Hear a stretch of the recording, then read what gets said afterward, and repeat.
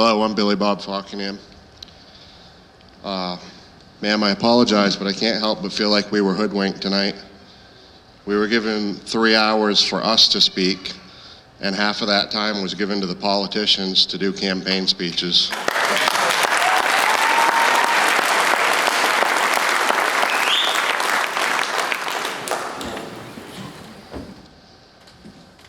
This is my family. They would be here today if you hadn't held one meeting 3.5 hours from where we live. Having this meeting over 3 hours from down East Maine, where 50% of the state's lobsters is caught, is another example of the careless disregard that your agency has shown for our lobster families. Some people have pointed to the judge, but we're here today because your agency fought against the Maine lawsuit on the biological opinion and won that lawsuit. Know your enemies. Maine is defined by the lobster industry, and our fishing tradition is what makes us who we are.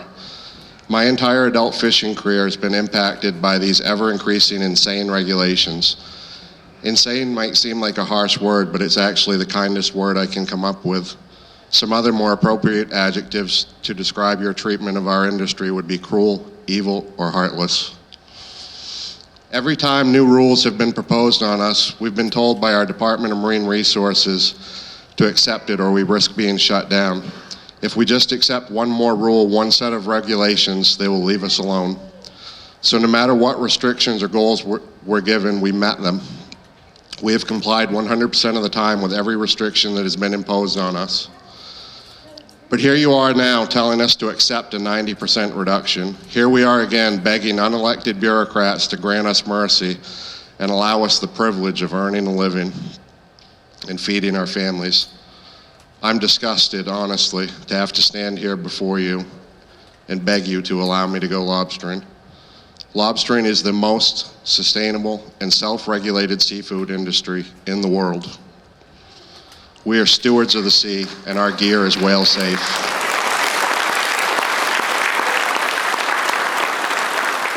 Myself and thousands of others have been in this fishery for generations and never laid eyes on a right whale.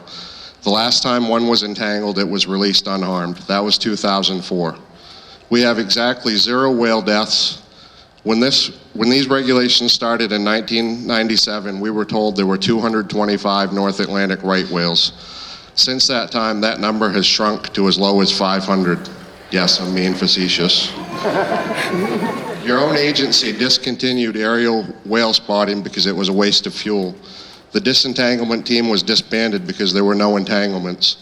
Sonar and visual sightings are nearly non-existent in Maine waters. We do, however, have a large population of humpback whales that interact on the outside boundaries of our fishery and have no trouble with those whales. This should be evidence that our gear is whale safe, but this point is never mentioned by regulators or referenced by scientific data.